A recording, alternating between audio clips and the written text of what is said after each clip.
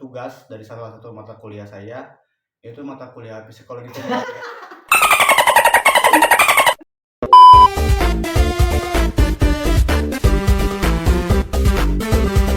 Halo semuanya, perkenalkan nama saya Arzan Malika Satriawan. Saya adalah mahasiswa dari program studi komunikasi digital dan media. Dan pada kali ini saya mendapatkan tugas dari salah satu mata kuliah saya, yaitu psikologi komunikasi, di mana saya harus menceritakan komunikasi antar persona antara saya dengan seseorang yang sering berkomunikasi dengan saya. Dan di sini sudah ada orangnya. Perkenalkan, nama saya Muhammad Fakhril Khair. Saya berasal dari Prodi Teknologi dan Manajemen Ternak angkatan 60. Oke, langsung ke pertanyaan yang pertama. Seperti apa hubungan antar persona di antara kalian? Oke, mungkin dari saya. Jadi hubungan antar persona antara saya dengan Fahrin ini, kami adalah teman satu kontrakan karena saya mahasiswa di Sekolah Vokasi IPB Sukabumi dan saya asli Bogor. Maka dari itu saya tinggal di Sukabumi untuk sementara waktu dan saya satu kontrakan dengan Fahrin ini. Jadi ya Fahrin ini salah satu orang yang mungkin hampir setiap hari saya bertemu karena satu kontrakan juga, dan ya mungkin sering menceritakan berbagai macam hal konyol sampai hal serius, dan juga membantu berbagai macam banyak hal. Baik, kalau dari saya seperti apa hubungan antar persona dan antara kami, yaitu menurut saya hubungan antara persona saya dengan Arzan itu cukup baik, yang dimana kami seringkali bercanda atau berguyon satu sama lain, dan juga saling menceritakan entah mulai dari pengalaman selama berada di perkuliahan atau juga pengalaman dari masa lalu yang biasa kita bicarakan apabila kita berada di situasi yang sedang berduaan atau berkomunikasi antar persona. Oke, baik. Untuk yang kedua, yaitu situasi atau iklim suportif apa yang kalian bangun agar komunikasi antar persona kalian efektif? Kalau menurut saya, kami berdua ini itu bisa membangun situasi atau iklim sesuai dengan apa yang dibicarakan. Seperti contohnya, jika sedang pembicaraan tentang hal-hal yang serius, itu kami bisa membangun situasi yang serius, pembicaraan yang serius, omongan yang serius.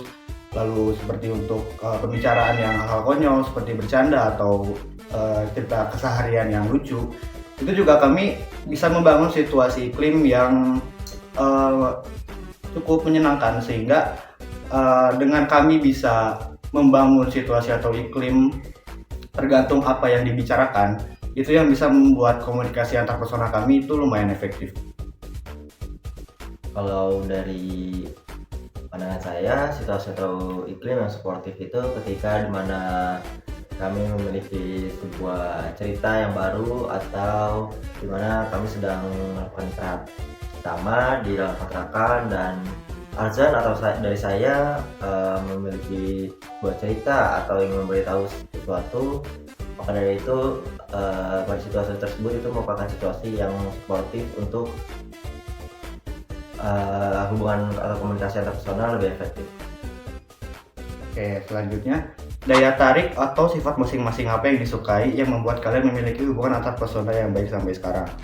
Kalau menurut saya, daya tarik dan sifat dari Fahrin yang membuat komunikasi kami baik itu karena saya rasa saya dan Fahrin ini itu memiliki pikiran yang sama dan satu frekuensi begitu mungkin istilahnya.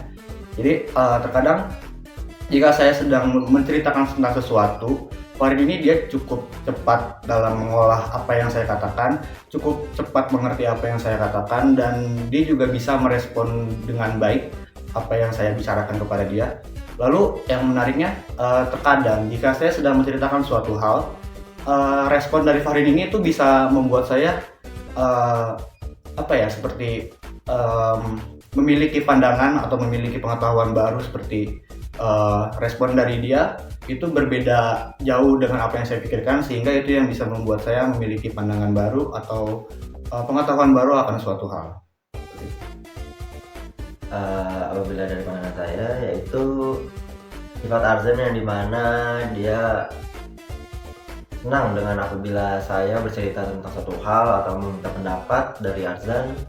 Beliau cukup suportif dan juga pendapat-pendapat dari dia itu cukup untuk membuka pola pikir baru apabila saya memberikan terhadap suatu hal, namun ternyata pandangan dari Arzan itu tersebut berbeda. Itu merupakan sebuah pengalaman baru juga, dan juga sangat efektif apabila saya menghadapi situasi-situasi mendatang yang bisa tergambarkan dari komunikasi atau hubungan interpersonal yang saya lakukan dengan Arzan. Oke, ini yang terakhir, konflik atau masalah apa yang pernah terjadi dan apa dampak pada diri kalian masing-masing dan hubungan antar personal kalian? Kalau konflik dan masalah sih saya rasa belum ada yang terlalu besar. Cuman kalau untuk konflik-konflik sepele mungkin ada cerita saya pernah merusak botol minum Fahrin. Tetapi pada saat itu Fahrin sedang tidak ada di kontrakan, jadi saya menghubungi Fahrin, saya bilang kalau maaf ini tumblernya jatuh oleh saya gitu, dan dampak dari konflik itu tidak terlalu besar sih kepada komunikasi kami karena Fahrin merespon saya dengan baik juga, dia tidak terlalu mempermasalahkan, dan saya juga pada akhirnya juga bertanggung jawab dengan menggantikan tumbler Fahrin yang jatuh oleh saya. Mungkin kalau konflik yang besar sih sejauh ini belum ada, alhamdulillah. Kalau dari saya juga sama dengan pendapat Arzan, yaitu untuk konflik atau masalah yang pernah terjadi itu menurut saya, bahkan kalau yang saya rasa itu belum ada ya. Belum ada, karena memang sejauh ini juga lebih tepatnya kami saling merespon dengan baik juga, dan lebih bisa mungkin kadang kalau lagi situasi lagi ini ya kurang baik, mungkin lagi kurang kondusif gitu. Mungkin lebih ya, jika misal dari saya ingin bercerita terhadap Arzan, namun Arzan ingin istirahat terlebih dahulu setelah melakukan perkuliahan, dan sebaliknya juga dari Arzan terhadap saya, yang dimana apabila mungkin ini termasuk konflik ya.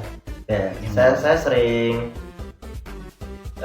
tertidur apabila setelah melaksanakan perkuliahan, dan Arzan belum selesai melakukan perkuliahan. Pada akhirnya saya mengunci pintu kontrakan, dan ketika Arzan pulang pintu kontrakan masih terkunci, dan dia mencoba untuk menelpon, namun saya masih tertidur pulas, dan akhirnya itu Arzan harus melakukan cara agar bisa masuk dalam kontrakan. Dan ketika saya terbangun mendengar suara itu, kita bahkan meresponnya dengan cukup baik dan itu dijadikan candaan saja, lelucon.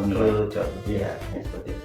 Ya, jadi intinya mungkin kalau konflik dan masalah sih yang seperti itu mungkin banyak terjadi ya, seringkali kayak mungkin konfliknya bisa dibilang miskomunikasi, tapi dampaknya tidak terlalu besar karena kami berdua bisa mengkomunikasikannya dengan baik, seperti yang tadi dikatakan oleh Fahrin, yang ya mungkin banyak juga yang kayak lupa untuk melakukan suatu hal atau meninggalkan suatu barang. Itu kami menghadapi masalah itu dengan dikomunikasikan secara baik sehingga dampaknya tidak terlalu besar. Nah, mungkin hanya itu yang ingin kami bahas pada kesempatan kali ini. Terima kasih buat semua sudah menonton. Sampai jumpa.